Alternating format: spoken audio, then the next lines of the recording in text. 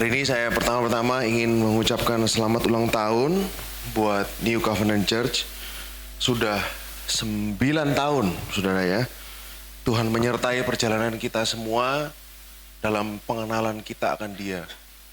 Kemarin pada waktu saya merenungkan, saudara, 9 tahun ini apa yang sudah kita lewati, apa yang sudah terjadi di NCC, dan bagaimana Tuhan terus menambah pewahyuan tentang dirinya kepada kita, saudara. Saya ngitung-ngitung, saudara ya, jadi 9 tahun itu berapa kali? 9 tahun, 1 tahun 52 minggu, saudara kalikan 9, sudah 460 lebih, saudara. Berarti sudah 460 kali kita bersama-sama belajar tentang Kristus. Dan setiap hari ditambah, semakin ditambah, semakin ditambah, semakin ditambah. Kalau ditambah hari Natal, hari Paskah, hari Kenaikan, bisa 500 kali, saudara. Dalam 9 tahun ini kita bertemu bersama-sama belajar tentang Yesus Kristus. Yang ingin saya tanyakan kepada saudara, untuk jadi perenungan kita semua, adakah saudara bosan mendengar tentang salib? Dulu sebelum kita kenal kasih karunia, kita berpikir, kenapa kok salib, salib, salib, salib, dan salib terus? Kalau saudara lihat, sudah 500 kali mungkin di dalam sejarah gereja ini kita setiap minggu berbicara tentang salib, saudara. Apa ada saudara yang bosan, saudara? Apa ada setiap Tuhan tidak akan pernah berhenti memberikan pewahyuannya kepada kita. Semakin hari kita semakin paham tentang Dia, semakin mengerti tentang karakternya. Kita semakin tahu siapa Tuhan kita. Karena semakin hari kita semakin paham bahwa Tuhan hanya bisa disenangkan dengan anaknya. Dia berkenan menyatakan hatinya kepada kita. Seringkali manusia sering cepat untuk mengambil kredit, saudara. Oh ya, kita bisa tahu tentang Yesus karena kita orang-orang yang mau belajar. Selalu manusia akan cepat berkata-kata seperti itu, saudara. Tapi saya ingin ceritakan kepada saudara. Ada orang-orang yang beratus-ratus jam belajar Alkitab. Berjam-jam, berhari-hari, bertahun-tahun belajar bahasa asli. Bahasa Yunani, bahasa Ibrani, bahasa Aram. Tetapi mereka tidak bisa melihat Yesus di situ. Banyak, saudara, di sekolah-sekolah teologia. Di zaman Yesus kita gampang melihat orang-orang Farisi dan ahli Taurat. Ada Yesus di depan mereka, mereka nggak ngerti. Padahal mereka sudah sangat hafal tentang kitab Taurat, saudara. Dan kitab Taurat berbicara semua tentang Dia. Jadi bagaimana NCC kita hari ini bisa mengenal semakin dalam tentang Tuhan, itu semua karena Dia berkenan menyatakan dirinya kepada kita.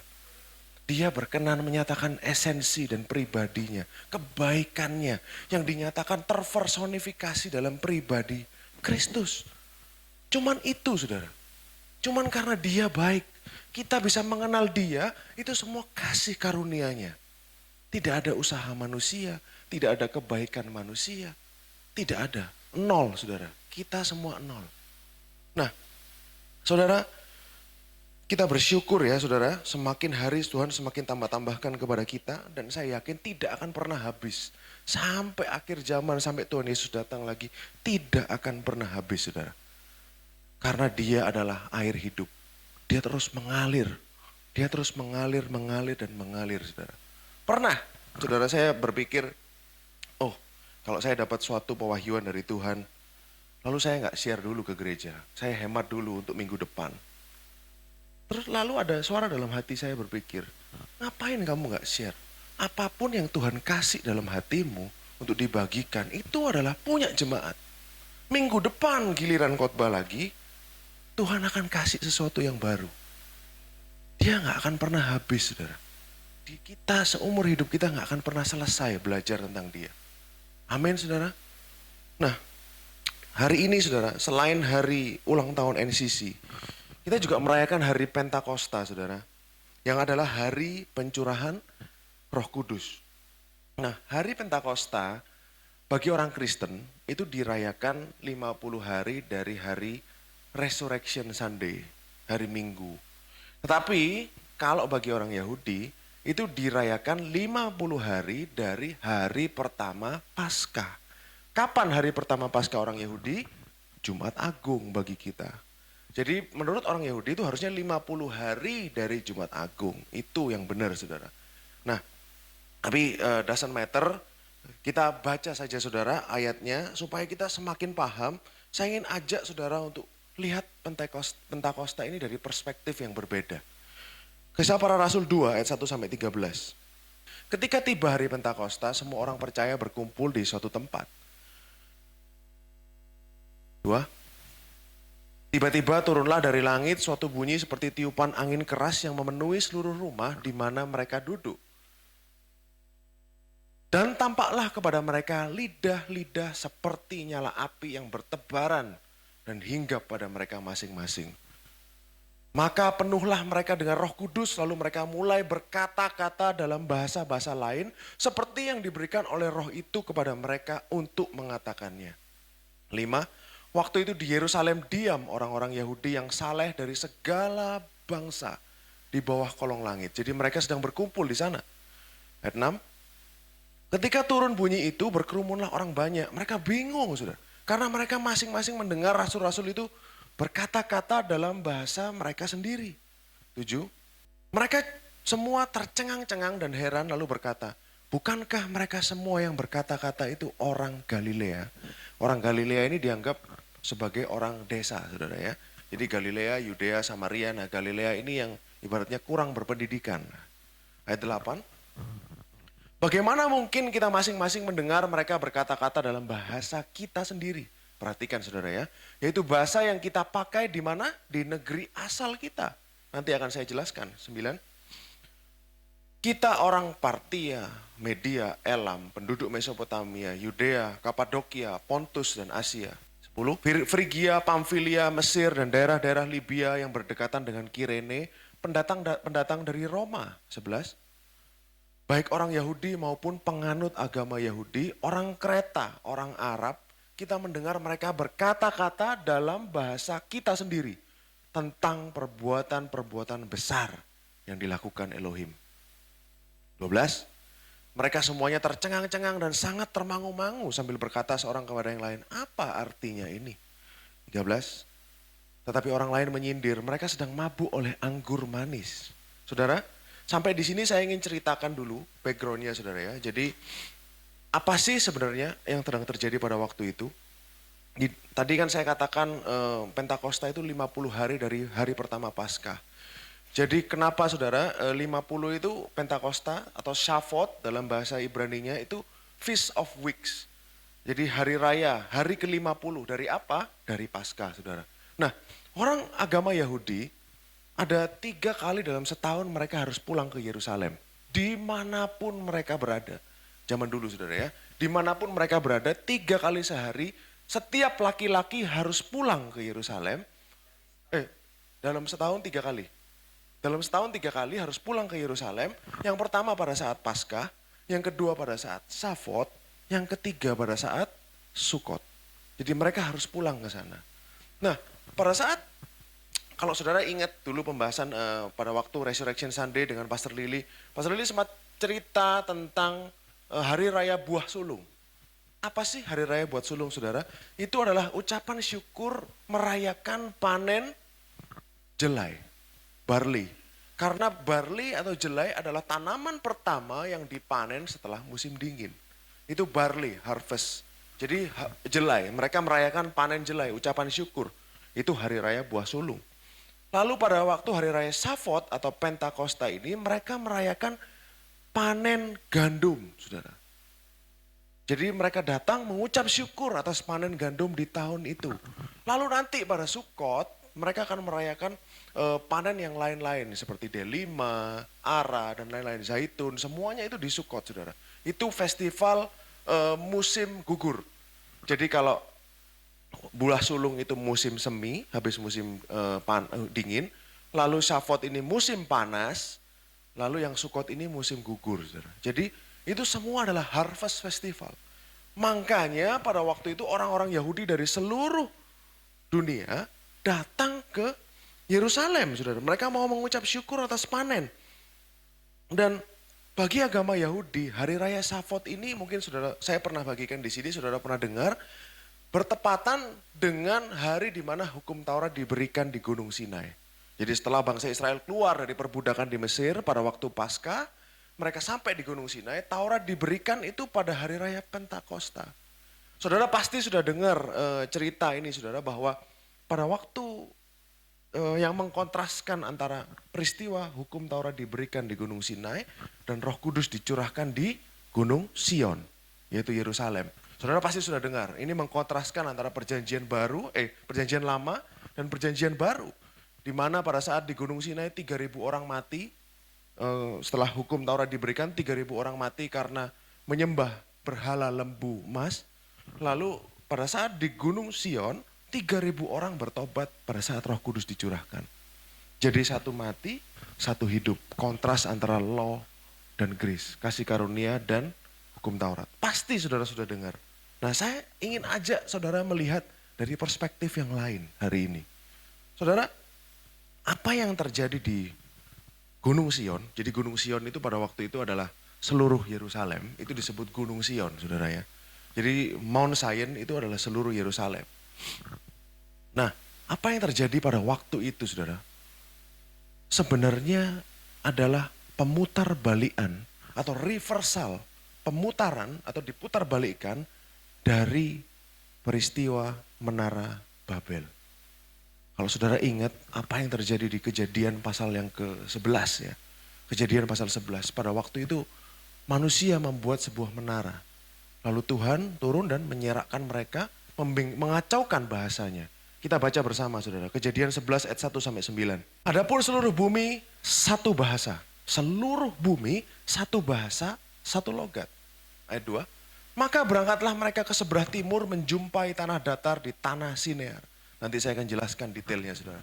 Lalu menetaplah mereka di sana. Ini anak-anak keturunan Nuh. Setelah banjir besar. Mereka berkata seorang kepada yang lain, marilah kita membuat batu bata dan membakarnya baik-baik. Lalu bata itulah dipakai mereka sebagai batu dan tergala-gala, ini adalah dalam bahasa Inggrisnya asfalt ya, sebagai tanah liat. 4. Juga kata mereka, marilah kita dirikan bagi kita sebuah kota dengan sebuah menara yang puncaknya sampai ke langit. Dan marilah kita cari nama supaya kita jangan terserak ke seluruh bumi. Perhatikan kata-katanya saudara ya. Kita cari nama, membangun menara sampai ke langit. Nanti kita akan bahas lagi. Ayat 5. Lalu turunlah Tuhan untuk melihat kota dan menara yang didirikan oleh anak-anak manusia. 6. Dan ia berfirman, mereka ini satu bangsa dengan satu bahasa untuk semuanya. Ini barulah permulaan usaha mereka. Mulai dari sekarang apapun juga yang mereka rencanakan tidak ada yang tidak akan dapat terlaksana. 7. Baiklah kita turun dan mengacau balaukan di sana bahasa mereka. Sehingga mereka tidak mengerti lagi bahasa masing-masing. 8. Demikianlah mereka diserahkan Tuhan dari situ ke seluruh bumi. Dan mereka berhenti mendirikan kota itu. 9. Itulah sebabnya sampai sekarang nama kota itu disebut Babel. Karena disitulah dikacau balaukan Tuhan bahasa seluruh bumi. Dan dari situlah mereka diserahkan Tuhan ke seluruh bumi. 10. Sudah cukup 9 ya. Nah saudara, saya ingin saya ingin membandingkan dua peristiwa ini supaya saudara tahu apa yang terjadi di Pentakosta ini adalah kebalikan dari apa yang terjadi di Menara Babel. Boleh dibuka PowerPoint-nya? Jadi Kejadian 11 ayat 1 dikatakan, adapun seluruh bumi satu bahasa, satu logat. Semuanya satu. Lalu di Kisah Rasul 2 ayat 6 dikatakan apa? Ketika turun bunyi itu, berkerumunlah orang banyak, mereka bingung karena masing-masing rasul-rasul itu berkata dalam bahasa mereka sendiri. Saudara ingat tadi Menara Babel satu bahasa, jadi banyak. Akhirnya gak ngerti semua, saling tidak mengerti, bingung saudara ya. Tapi yang terjadi di Pentakosta adalah dari banyak bahasa, bisa jadi saling mengerti. Seakan-akan mereka satu bahasa. Ini perbandingannya saudara, antara Menara Babel dan Pentakosta. Lanjut. Maka berangkatlah mereka ke sebelah timur. Siapa mereka saudara? Ayat 1 tadi bilang apa? Seluruh bumi, semua orang. Saudara. Lalu di kisah 2 ayat 5, Lukas berkata apa saudara? Waktu itu di Yerusalem diam orang-orang Yahudi yang saleh dari segala bangsa di mana? Di bawah kolong langit. Jadi jelas sekali Lukas ini pengen kita lihat ke kejadian. Jadi Lukas itu taruh di situ, pastilah terinspirasi oleh Tuhan. Tapi dia ingin membuat orang-orang Yahudi yang baca ini ingat peristiwa yang dulu di kejadian. Lanjut. Maka berangkatlah mereka sebelah timur menjumpai tanah datar di tanah Sinear. Lalu menetaplah mereka di sana. Kisah 2 ayat 9, Pentakosta. Orang-orang pertama yang disebut di situ, bangsa-bangsa pertama yang disebut di situ, memang kan banyak. Tapi yang paling pertama yang disebut di situ adalah Partia, Media, Elam, dan Mesopotamia. Ini semua bangsa-bangsa di area Iran, Irak. Mesopotamia itu daerah Iran, Irak, dan utaranya Syria. Partia itu barat laut, Media itu timur laut ya saudara ya. Elam itu barat daya sebenarnya. Penduduk Mesopotamia itu area Iran, Irak situ saudara. Lalu lanjut, next. Makanya sampai sekarang nama kota itu disebut Babel. Sama saudara, Babel pun itu adalah daerah Iran dan Irak. Sinear, Babel itu daerah Mesopotamia. Jadi ada kebetulan-kebetulan yang banyak di sini saudara ya. Lalu lanjut next. Itulah, ini di kejadian saudara ya, Menara Babel. Itulah sebabnya sampai sekarang nama kota itu disebut Babel. Karena disitulah dikacau balaukan Tuhan bahasa seluruh bumi. Dari King James lebih jelas saudara. Dari situlah dibingungkan, confuse Tuhan bahasa seluruh bumi. Lalu kata-kata confuse juga dipakai di sini. Kisah 2 ayat 6. Ketika turun bunyi itu, berkerumunlah orang banyak, mereka bingung. Karena mereka masing-masing mendengar rasul-rasul itu berkata dalam bahasa mereka sendiri. Paralel, kelihatan saudara. Lanjut, next. Nah, di sini dikatakan siapa sumbernya saudara. Yang bikin ini kebingungan saudara ya.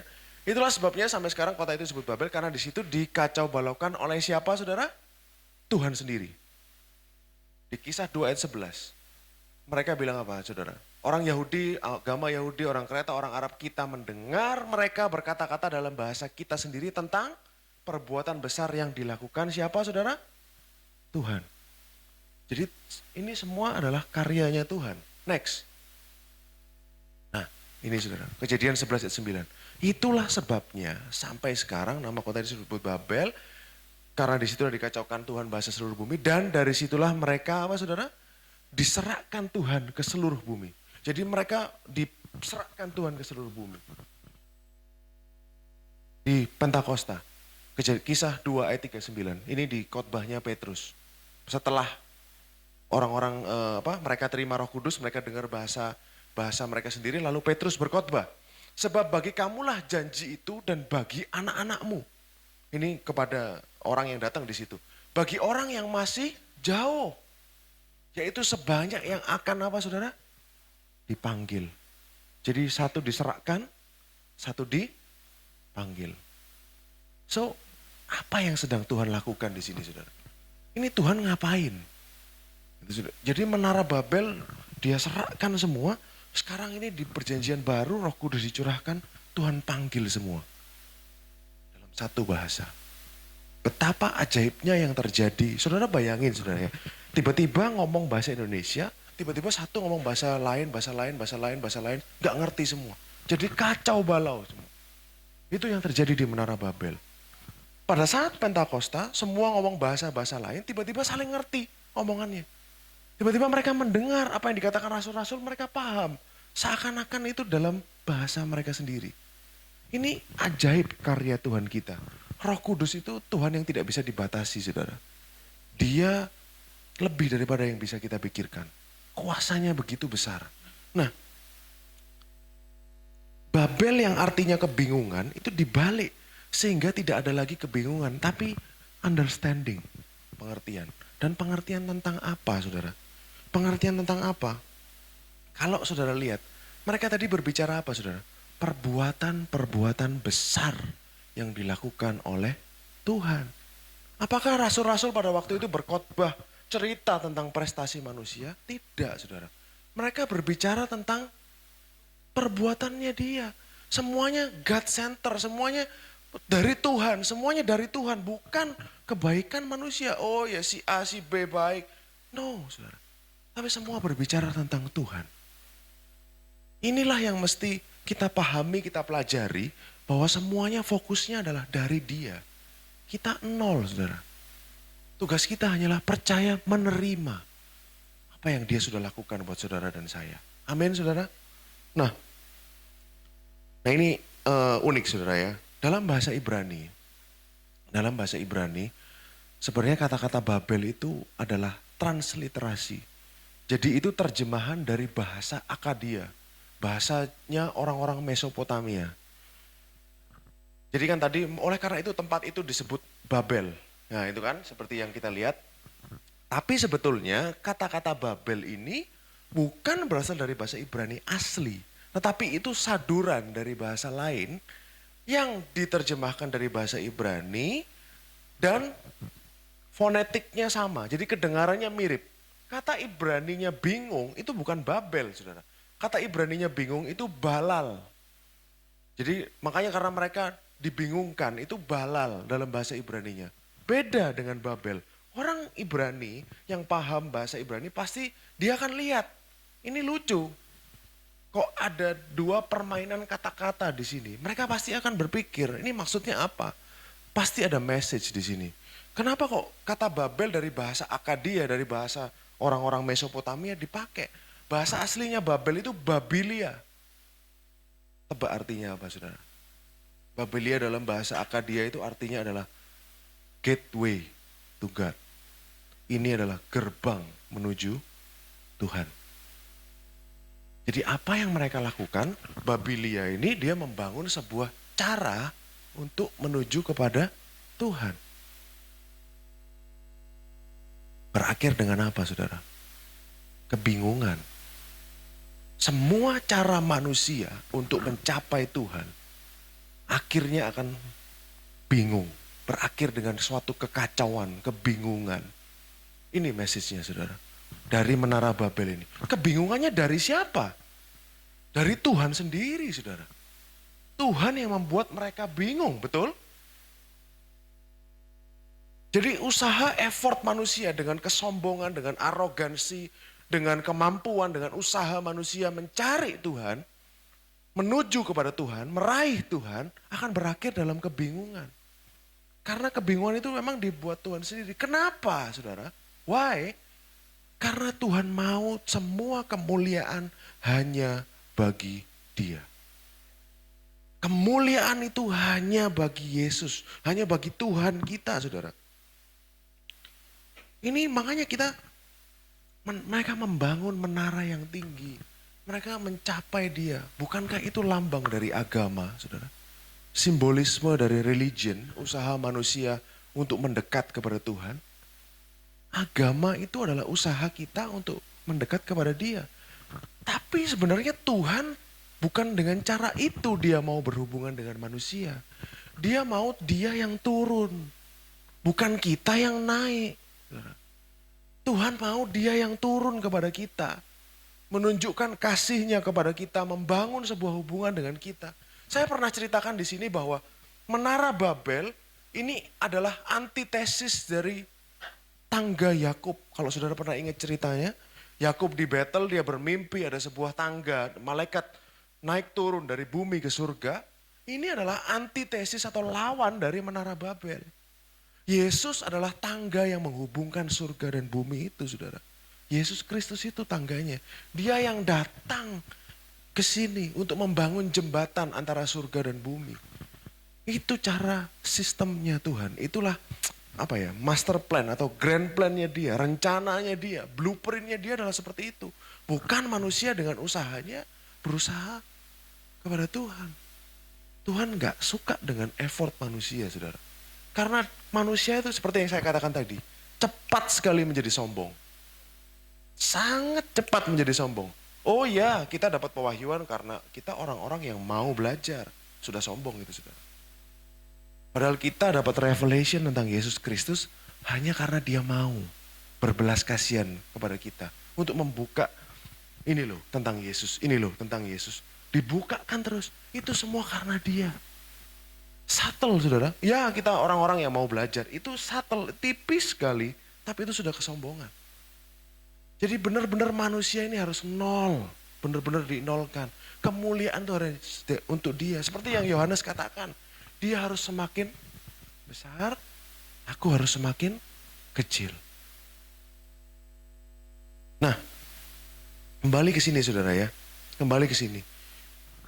Ada para arkeolog dan para pelajar Alkitab percaya bahwa mereka membangun menara yang tinggi itu sebetulnya adalah cara mereka untuk berlindung. Takut ada banjir lagi, saudara. Kan baru fresh tuh dalam memorinya mereka. Barusan selesai dengan air bah Nuh. Mereka takut mereka akan dihukum lagi dengan itu. Mereka cari, oh berarti kalau mau selamat, bangun sesuatu yang tinggi. Jadi kalau banjir, kalau air bah aman, saudara ya. Itu ada yang arkeolog dan pelajar Alkitab berpikir seperti itu. Tapi kan sebenarnya itu salah, saudara. Keselamatan tidak bisa kita usahakan. Keselamatan hanya pemberian dari dia. Keselamatan itu adalah kasih karunia dari dia. Kan itu orang cari keselamatan. Cari selamat saudara dari air bah, dari penghukuman. Sampai sini saudara bisa mengikuti. Saya harap saudara bisa mengikuti, saya agak pelan sedikit saudara supaya saudara bisa paham. Ini penuh dengan penggambaran. Saya juga baru ngerti bahwa Pentakosta ini ternyata begitu dalam artinya. Saya baru tahu juga barusan sama seperti saudara. Sama seperti saudara. Jadi Tuhan semoga saya bisa menjelaskan dengan baik tentang ini semua. Nah, keselamatan itu bukan karena usaha manusia tetapi karena kasih karunia. Keselamatan hanya karena salib Yesus Kristus. Amin saudara. Nah sampai di sini kita kembali ke upper room di Yerusalem saudara ya. Boleh ditunjukkan petanya, mapnya. Saya iseng tadi capture di Google Maps saudara. Saudara, ini screenshot sedikit saudara. Apa yang kemarin saya sempat renungkan saudara ya. Jadi kalau saudara pernah ke Israel, saudara kan tahu lokasi upper room itu. Jadi lokasi loteng atas ini sangat dekat sekali dengan Bait Suci, dengan Temple Mount. Jadi kalau dilihat nih jalan 12 menit saudara. Dari upper room itu, kalau sekarang ini satu kompleks dengan kuburnya Daud, kuburnya Raja Daud. Makanya Raja Daud disebut sempat dimention oleh Petrus dalam khotbahnya. Jadi kalau saudara baca Kisah Rasul pasal 2, dia sempat nyebut soal Raja Daud yang kuburnya ada pada kita sampai saat ini. Berarti lokasinya dia dekat dengan kuburnya Daud. Makanya dia nyebut yang ada pada kita. Nah, jarak antara Temple Mount, jadi bukit tempat Bait Suci itu, dengan upper room, dengan ruang di mana murid-murid ini terima Roh Kudus dan ruang yang sama dipercaya sebagai tempat Yesus mengadakan perjamuan terakhir, itu sangat dekat saudara. Nah, dari lokasi geografis ini saudara, pada waktu itu dari lokasi geografis ini kita bisa memahami saudara. Kalau kita tarik lagi ke belakang, apa yang terjadi di sini saudara? Makanya di Israel itu, jadi kalau belajar Alkitab itu mesti belajar geografi. Belajar mitologi, belajar geografi, belajar konteks, belajar bahasa asli. Jadi ngerti semuanya. Karena dari geografi ini berbicara banyak saudara. Karena mereka ini dekat saudara. Mungkin gak kalau ada hubungan antara ini? Mereka Temple Mount dan pencurahan Roh Kudus. Saya tarik mundur ke belakang saudara. Ini sebenarnya waktu itu saya cuma lagi nyetir. Terus habis itu dengar, saya kan ikut kursus saudara. Saya dengar satu kata. His glory filled the temple. Kemuliaan Tuhan memenuhi baitnya. Kapan itu terjadi? Pada saat Salomo mentahbiskan bait suci. Oke, kita mundur lagi saudara. Kita tarik lagi paralelnya ke belakang. Hari Raya Pentakosta ini paralel dengan pada saat kemah suci di padang gurun itu ditahbiskan oleh Musa. Kita baca bersama Keluaran 40 ayat 34. Saya akan ajak saudara untuk lihat, mundur ke belakang saudara. Jadi seperti yang Pak Yanuar juga katakan minggu lalu, perjanjian lama ini adalah perjanjian baru yang disembunyikan. Perjanjian baru adalah perjanjian lama yang disingkapkan. Jadi semua ada hubungannya. Jadi saudara akan tahu kenapa kok rasul-rasul bilang gini, bilang gitu. Saudara akan ngerti kalau saudara paham perjanjian lama. Dikatakan seperti ini, lalu awan itu menutupi kemah pertemuan dan kemuliaan Tuhan memenuhi kemah suci. 35. Sehingga Musa tidak dapat memasuki kemah pertemuan. Sebab awan itu hinggap di atas kemah itu dan kemuliaan Tuhan memenuhi kemah suci. Jadi benar-benar ruangan itu penuh, saudara. Full. Sampai Musa gak bisa masuk. Benar-benar Tuhan hadir di situ. Ayat 36. Apabila awan itu naik dari kemah suci, berangkatlah orang Israel dari setiap tempat mereka berkemah. 37. Tetapi jika awan itu tidak naik, mereka pun tidak berangkat sampai hari awan itu naik. 38. Sebab awan Tuhan itu ada di atas kemah suci pada siang hari. Dan pada malam hari ada apa saudara? Ada api di dalamnya. Di depan mata seluruh umat Israel. Jadi orang Israel bisa lihat ada api di situ. Di atas kemah suci itu saudara. Bukankah tadi kita baca, ada lidah-lidah api bertebaran di mana? Di atas kepalanya murid-murid itu saudara. Di atas kepalanya murid-murid itu. Mereka lihat ada api di atas kepala-kepala ini. Ini saudara yang dimaksud. Sama. Oke, ini 2 poin saudara yang saya ingin sampaikan di sini. Yang satu, sampai penuh, kemuliaan itu benar-benar memenuhi kemah suci. Gak bisa orang masuk. Lalu mereka lihat ada api. Sama seperti yang terjadi di Bukit Sion pada saat Pentakosta. Nah, kita lanjut saudara. Dari awal saudara. Kalau saudara lihat di Keluaran ini, kita gali lebih dalam. Keluaran 25 ayat 8. Kelihatan kok sebetulnya siapa sih yang ingin bersama-sama dengan manusia? Tuhan atau manusia dulu? Tuhan dulu saudara. Keluaran 25 ayat 8. Bisa dibuka Dela. Dan mereka harus membuat tempat kudus bagiku. Supaya aku diam di tengah-tengah mereka. Jadi Tuhan ini dari awal sudah pingin tinggal di tengah-tengah umatnya. Betul saudara ya? Jadi Tuhan memang ingin dia tinggal di tengah-tengah umatnya. Makanya dia perintahkan ada kemah suci. Supaya dia bisa ada di situ. Lanjut saudara. Lalu kita lihat peristiwa. Ini kan kemah suci saudara ya. Kemah suci ini di padang gurun sebelum orang Israel masuk ke tanah perjanjian. Setelah mereka masuk ke tanah perjanjian, mereka bangun bait suci. Salomo yang bangun saudara.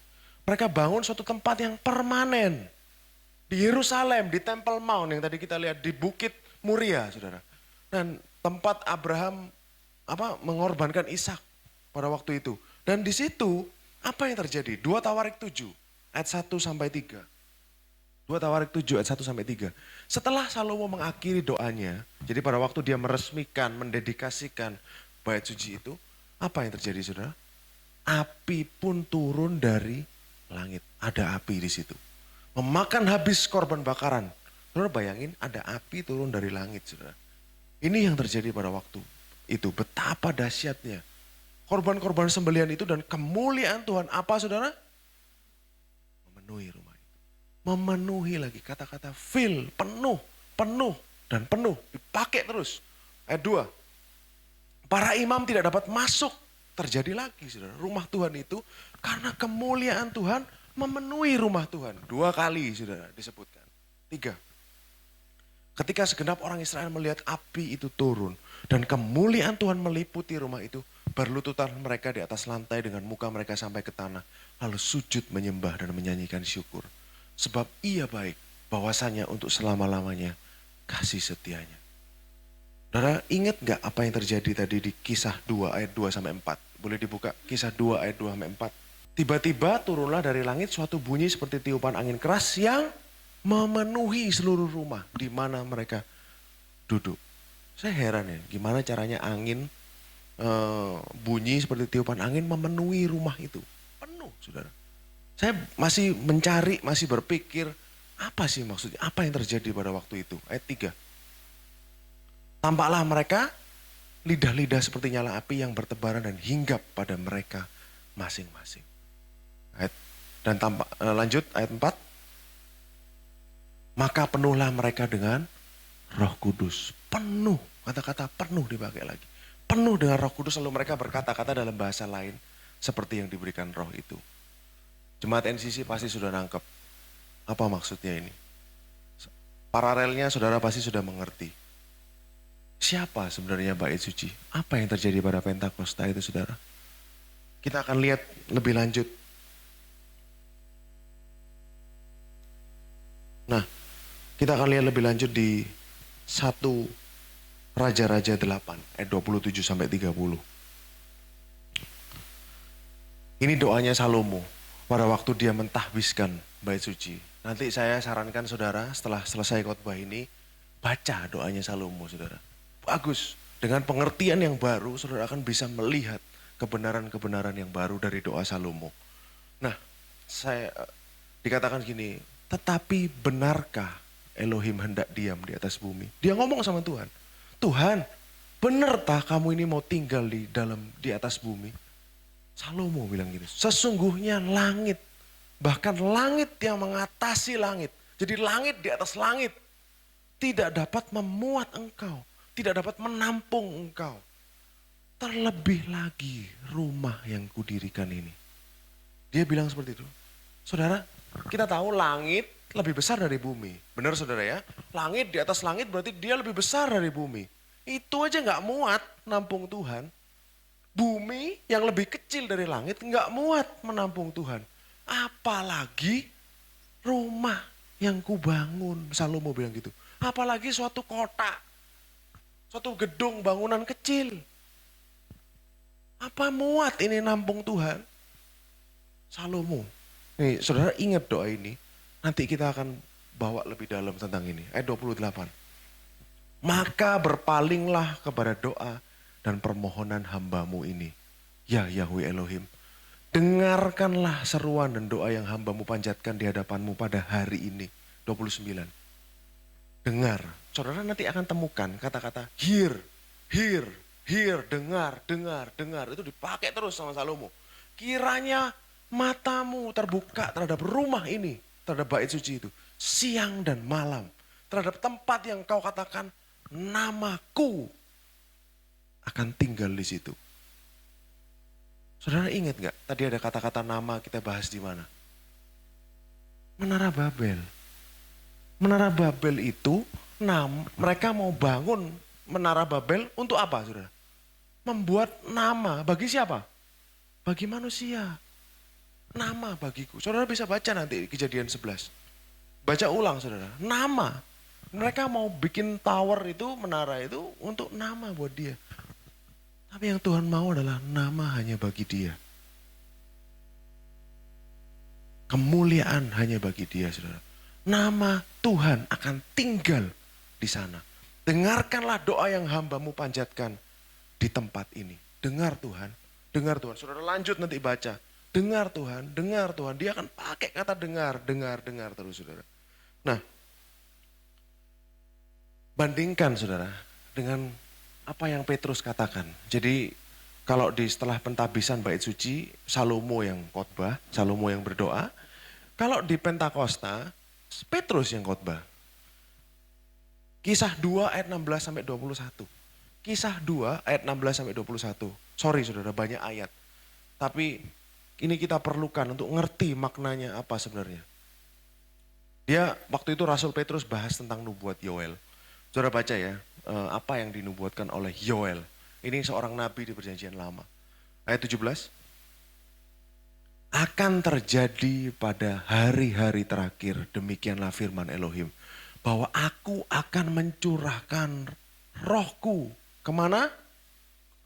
Semua manusia. All. Dia katakan semua manusia. Maka anak-anakmu laki-laki dan perempuan akan bernubuat. Teruna-terunamu akan mendapat penglihatan-penglihatan.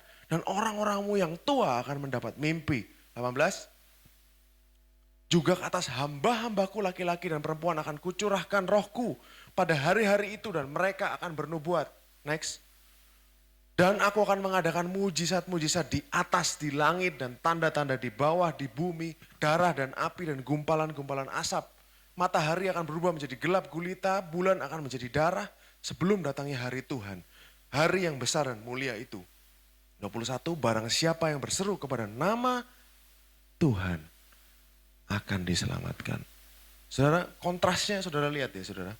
Pada waktu zaman Salomo, roh Tuhan itu pada waktu zaman Yoel, makanya ini dikatakan nubuat, berarti sesuatu yang akan datang.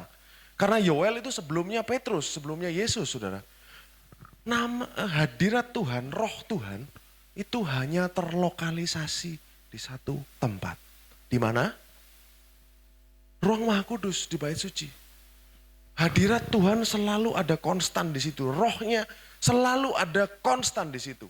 Di dalam ruang Maha Kudus. Betul saudara? Tetapi pada zaman Pentakosta, setelah kematian Yesus, setelah apa yang dia lakukan di atas kayu salib, dia pada waktu Yesus mati, saudara ingat apa yang terjadi? Tabir Bait Suci terbelah menjadi dua. Jadi orang dari luar bisa lihat ruang Maha Kudus, tidak ada lagi pemisah. Oleh karena itu makanya Petrus sedang berkata kepada orang-orang yang hadir di situ, nubuat Yoel sedang digenapi. Roh Tuhan sudah bukan di Bait Suci lagi. Tapi dia ada di semua manusia. Dulu roh Tuhan itu hanya hinggap tinggal pada orang-orang tertentu khusus. Makanya ada nabi-nabi Elisa, Elia, Yesaya dan lain-lain. Roh Tuhan ada pada mereka, pada orang-orang tertentu. Tapi sejak kematian Yesus di kayu salib, roh Tuhan itu ada buat semua manusia. Amin saudara. Kita bisa jadi tempat di mana roh Tuhan tinggal. Siapa kita saudara? Kalau saudara kembali lagi ke perumpamaan-perumpamaan, ke simbol-simbol ini saudara. Berarti apa yang sedang Tuhan maksudkan di sini apa? Dia sekarang tinggal di Bait Suci yang baru. Bait Sucinya siapa saudara? Kita. Kita adalah Bait Suci. Dari semua pengertian ini, makanya Rasul Paulus bisa bilang 1 Korintus 3 ayat 16. Tidak tahukah kamu bahwa kamu adalah Bait Elohim dan bahwa roh Elohim tinggal di dalam kamu. The Spirit of the Lord dwell inside you. Jadi roh Tuhan itu ada di dalam saudara. Hari ini, makanya waktu itu Pak Heru sempat bahkan kuasa yang membangkitkan Yesus dari antara orang mati itu diam di dalam kita.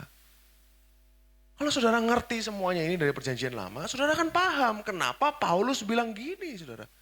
Kan Paulus gak mungkin ngawur saudara. Yang dia tahu apa? Yang dia tahu adalah tanah kitab Taurat. Makanya dia belajar dari situ, dia cambungkan ini, baru dia bisa bikin tulisan di perjanjian baru. Tidak tahukah kamu bahwa kamu adalah Bait Elohim? Saudara dan saya, status kita semua ini adalah Bait Elohim. Tuhan tinggal di dalam kita. Jadi dia bukan lagi di sebuah gedung, di sebuah ruangan. Tetapi dia ada di dalam hati saudara dan saya. Dia tinggal di dalam setiap kita. Kalau kita balik saudara, kita balik lagi ke doanya Salomo. Doanya Salomo tadi. Saudara ingat, langit yang mengatasi langit, langit di atas langit, gak cukup untuk menampung besarnya Tuhan. Berarti Tuhan itu kan gede banget saudara. Dia sangat besar. Lalu Salomo bilang apa? Lanjut. Bumi aja gak cukup untuk memuat Tuhan itu. Apalagi rumah, gedung, Bait Suci yang didirikan oleh hambamu ini. Salomo kan bilang gitu saudara ya. Kita bisa tambah lagi sekarang satu. Apalagi kita.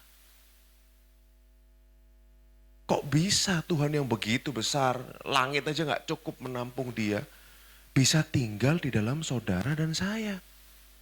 Kita ini cuma debu, saudara.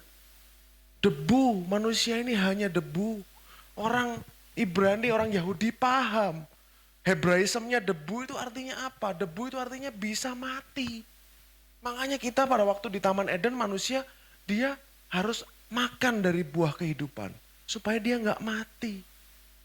Manusia bukan tanah liat, saudara. Tapi das, debu. Kalau tanah liat bisa dibentuk-bentuk ulang. Rusak, dibentuk ulang, dibentuk ulang. Kalau debu akan lewat dari jari saudara, nggak bisa dipegang. Artinya apa? Saudara fana. Tapi karena makanya makan buah kehidupan, makanya manusia itu pada waktu itu nggak bisa mati. Dia makan buah kehidupan, makan buah kehidupan. Inilah tipe relationship dengan Tuhan, tipe hubungan dengan Tuhan. Dia itu mau kita ini bergantung pada dia. Jadi kita bergantung sama buah kehidupan, sama yang gambaran Kristus itu. Kita bergantung pada dia. Setiap hari kita berjalan dengan dia. Itulah tipe hubungan yang Tuhan mau saudara dan saya alami. Makanya seringkali dalam masalah kita selalu dibuat Tuhan mentok, saudara. Baru akhirnya lihat ke atas minta tolong Tuhan, baru ada pertolongan. Apa? Supaya manusia tidak bisa mengambil kemuliaan sama sekali. Karena semua kemuliaan hanyalah bagi dia. Amin, saudara. Dan kalau saudara sekarang bait suci, saudara ini, kita ini manusia ini fana, debu, kecil. Kan lebih kecil daripada bait suci. Betul saudara ya? Lebih kecil daripada gedung bait suci kan kita. Lalu banyak kelemahan, banyak dosa, banyak kelemahan. Kita ini makhluk yang sangat lemah, fragile. Siapa manusia bisa menyombongkan dirinya? Makanya tadi Pastor Lili bilang kita hanya bermegah di dalam Yesus Kristus. Bukan pada usaha kita, bukan pada manusia, bukan pada yang lain. Tapi pada Yesus Kristus. Dan kok bisa Tuhan yang begitu besar, begitu kudus, begitu suci, bisa tinggal di dalam diri saudara? Pernah gak saudara mikir? Dia suci loh. Saudara. Kalau dia bisa tinggal di dalam saudara, berarti Anda sudah suci. Kita semua sudah suci, disucikan oleh darah Yesus. Itulah makanya inilah karya Kristus di kayu salib. Ini loh yang Tuhan beli. Dengan siksaan, dengan darah yang dicurahkan, disiksa, mati di kayu salib. Inilah yang dia beli. Supaya dia bisa tinggal di dalam saudara dan saya. Kan sudah lihat dari Keluaran tadi. Dia mau tinggal. Tuhan itu dari yang segitu gede, dia mau tinggal di tengah-tengah umat Israel. Dari kitab Keluaran, dia mau tinggal, saudara. Sampai sekarang, saudara tahu keinginan Tuhan itu adalah tinggal di dalam saudara. Dia mau menjalani hidup saudara bersama-sama dengan saudara. Dia mau menjalani saudara melalui up and down hidup ini, melalui badai, melalui melalui hari-hari happy. Dia mau ada buat saudara. Itu keinginannya dia dari dulu, saudara. Makanya dia sampai mati di kayu salib, dia rela disiksa just to be with you. Betapa romantisnya Tuhan kita, saudara. Cintanya begitu besar buat saudara dan saya. Tidak ada orang yang, tidak ada kasih yang sebesar ini. Tidak ada kasih yang semurni kasih Tuhan buat kita. Saya harap saudara semakin mengerti, semakin paham bahwa apa yang Yesus lakukan buat kita itu benar-benar berarti. Benar-benar dalam artinya, besar artinya saudara. Jadi supaya gak ada yang berkata lagi, kenapa khotbah kok salib-salib terus? Kenapa kok cerita tentang salib-salib terus? Kenapa gak ada yang lain? Justru salib itu Paulus saja bilang, aku gak mau tahu apapun kecuali Kristus disalibkan. Christ crucified, Kristus disalibkan. Yang lain dianggap fana, dianggap sampah sama Paulus. Loh, berarti pemuritan itu sampah. Loh, berarti yang lain-lain itu sampah semua. Yang kelihatannya baik, bagi Paulus itu sampah. Paulus radikal sekali, saudara. Karena dia ngerti arti dari karya Kristus di kayu salib. Dia paham tentang kasih Tuhan buat saudara dan saya. Lalu yang terakhir kita baca Kisah Rasul 2 ayat 32 sampai 33.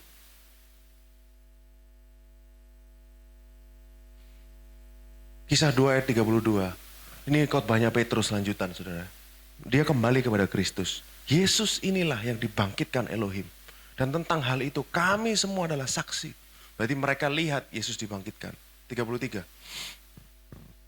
Dan sesudah ia ditinggikan oleh tangan kanan Elohim. Dan menerima Roh Kudus. Jadi Yesus telah bangkit, dibangkitkan, dia naik ke surga, dia terima Roh Kudus itu. Maka dicurahkannya apa yang kamu lihat dan dengar di sini. Jadi siapa yang memberi Roh Kudus kepada murid-murid, saudara? Yesus Kristus. Yang mencurahkan Roh Kudus kepada murid-murid, memenuhi mereka pada waktu itu. Sehingga mereka bisa jadi saksi-saksi Kristus. Mereka bisa jadi rasul-rasul. Siapa, saudara? Yesus Kristus.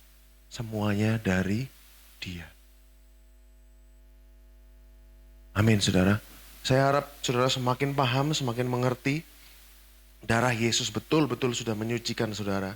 Sehingga roh Tuhan yang begitu besar bisa tinggal di dalam diri saudara. Itu ajaib sekali, saudara. Kok bisa dan kok mau Tuhan hidup di dunia ini yang sia-sia ini, menjalani hidup kita yang sia-sia di bumi ini, saudara. Kok mau?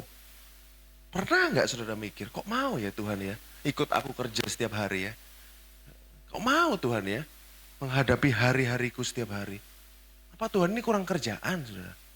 Enggak. Tuhan itu sayang sama kita, saudara. Makanya dia mau bersama-sama dengan kita setiap hari. Dia lebih dekat daripada orang yang terdekat dalam hidup saudara. Dia lebih dekat bahkan dari baju yang saudara pakai. Dan dia mau bersama-sama dengan saudara. Amin, saudara. Lalu seperti yang saya katakan tadi, kalau saudara ada waktu, baca doanya Salomo. Dengan pengertian yang baru. Bahwa bait suci itu adalah saudara. Jadi kemah suci itu adalah kita. Pakai itu, saudara. Doanya Salomo. Saudara akan menemukan. Itu sangat indah sekali. Saudara akan temukan bahwa here in heaven. Dengarkan Tuhan di surga. Dengarkan. Jadi baca itu semua saudara akan paham. Karena saudara ini adalah bait suci. Roh Tuhan tinggal di dalam saudara. Maka semua doa-doamu pasti didengar Tuhan. Pasti loh, saudara. Karena roh Tuhan ada di dalam kita. Itu kan doanya Salomo semua. Dengarkan Tuhan. Kalau ada orang ini, butuh ini. Dengarkan Tuhan, mereka ingat tempat ini. Dengarkan Tuhan, mereka doa di sini. Dengarkan Tuhan doanya. Itu keinginannya Salomo. Dan saudara dan saya sudah menjadi bait suci yang baru. Artinya apa? Setiap doa-doa saudara pasti didengar Tuhan. Tidak ada doamu yang tidak didengar Tuhan. Pasti didengar. Karena roh Tuhan ada di dalam saudara. Amin, saudara. Ya, saya berdoa supaya NCC semakin hari semakin banyak diberikan revelation tentang Tuhan Yesus Kristus. Karena dia begitu baik, saudara. Dan tidak akan pernah habis revelation ini. Akan terus. Dan selalu kalau mau khotbah selalu saya ngomel, saudara. Sama istri, sama Bu Lili. Kalau mau khotbah selalu banyak masalah. Masalah itu terus datang. Makanya saya ingatkan, kemarin saya pasang status di Instagram. Hunters don't hunt dead animal. Pemburu tidak memburu binatang yang mati. Kalau kita mengalami serangan, kalau kita mengalami masalah dalam hidup, berarti iblis pun tahu kita ini orang-orang yang hidup. Kita orang-orang yang hidup, makanya ditembakin terus. Gak apa-apa, saudara, karena kita punya Tuhan Yesus Kristus. Tuhan Yesus Kristus yang akan selalu membela kita. Jadi selama 9 tahun ini, saya lihat kilas balik ke belakang betapa baiknya dia. Nah, Tuhan, kadang-kadang tulis khotbah itu bisa sampai nangis sendiri. Saya mengalami dia, Tuhan, kok Tuhan mau ya cerita sama aku. Kadang-kadang aku cerita gitu, saudara. Kadang-kadang saya cerita seperti itu. Tuhan kok mau ya ngomong sama saya? Kok mau menyatakan dirinya kepada saya? Saya siapa, Tuhan? Saya gak layak. Saya bukan orang baik, saudara. Saya orang jahat. Tapi dia mau menyatakan dirinya kepada saya. Nah, itulah kasih karunia Tuhan buat kita. Enggak ada yang perlu dibanggakan, saudara. Hanya dia. Kita bermegah hanya di dalam Yesus Kristus. Amin. Mari kita berdoa.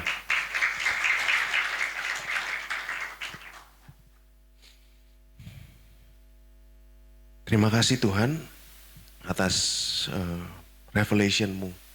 Terima kasih atas pewahyuan-pewahyuan yang baru tentang kebaikan-Mu, tentang karya-Mu yang sempurna di atas kayu salib Tuhan. Aku berdoa supaya di ulang tahun yang ke-9 NCC semakin hari semakin ditambahkan pengenalan akan Tuhan Yesus Kristus dan kasih karunia-Nya yang begitu indah. Hanya itu keinginan kami Tuhan, hanya itu.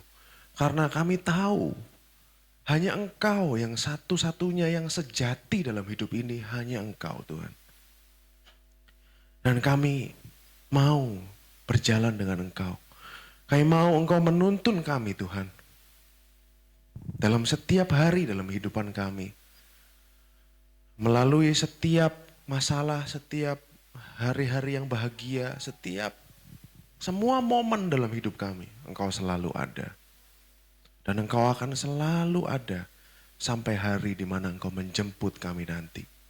Dan kami akan bersama-sama dengan Engkau selama-lamanya di surga yang mulia. Kami rindu akan hari itu Tuhan. Kami rindu setiap hari akan kedatangan-Mu. Saya selesai berbicara Tuhan, tapi Engkau nyatakan lebih dan lebih lagi kepada jemaat NCC. Karena aku tahu Tuhan Engkau sangat mencintai mereka. Engkau sangat mencintai mereka. Dalam nama Yesus kami berdoa dan mengucap syukur. Haleluya. Amin.